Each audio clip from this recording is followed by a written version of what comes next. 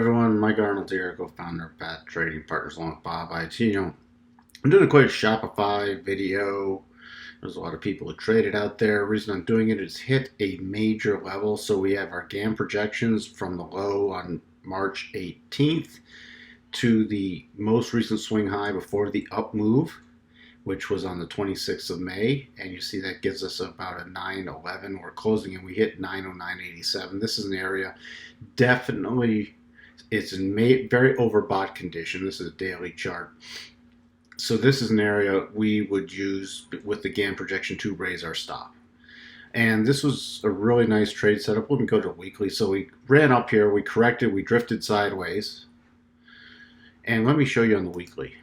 Nice little pullback, 3-week pullback, rising rotation zone, 8 pushing the price, move higher. So that's another kind of setup you're going to want to keep in mind.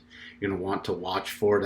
Make a note of that, how that looks, because that's a really, really nice setup when something's in a strong bull market. So you see here, that's back to daily chart, drift sideways, gap up above prior resistance, retesting it really briefly, holding support, and then moving up to the next GAN level. Now, if this continues higher, the next profit target is 978.67. So that's the next level up. Put on the retracements for everybody. So you can see a 12.5% retracement coming in with the daily rotation zone and the prior resistance area becoming support. So you have major support now coming in at 834. If it did drop below it, the next really key area to watch would be about just in front of the 800, about 805 level.